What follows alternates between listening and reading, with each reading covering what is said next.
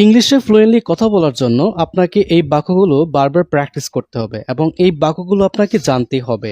So আজকের এই বাক্যগুলোর প্যাটার্নটি হচ্ছে আই এম দিয়ে প্র্যাকটিস করব। চলুন প্র্যাকটিস করি। যেমন আই এম ওকে, আমি ঠিক আছি। আই এম বিজি, আমি ব্যস্ত। যদি মনে করুন আপনি ব্যস্ত আছেন বা আপনি নিজেকে ব্যস্ত মনে করছেন, সেক্ষেত্রে আপনি বলতে পারেন আই এম বিজি, আমি ব্যস্ত। আই এম সোশিয়েবল, আমি মিশুক। আই এম লাকি, আমি ভাগ্যবান। মনে করুন আপনি কোনো একটা কাজ করে সফল হয়েছেন, আপনি নিজেকে মনে করছেন আপনি ভাগ্যবান, সেক্ষেত্রে বলতে পারেন আই এম লাকি, আমি ভাগ্যবান। আই এম প্রাউড, আমি গর্বিত।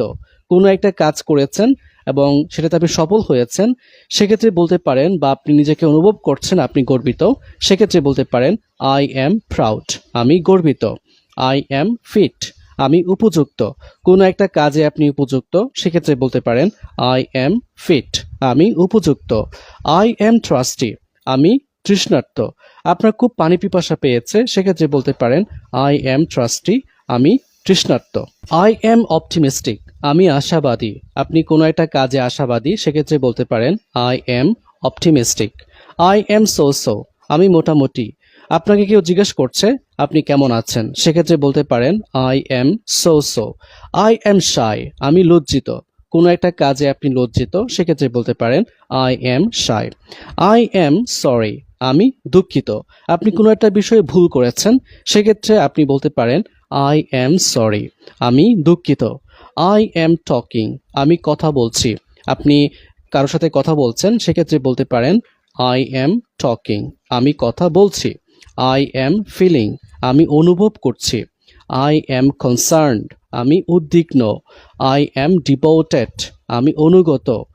আই এম নার্ভাস, আমি বিচলিত।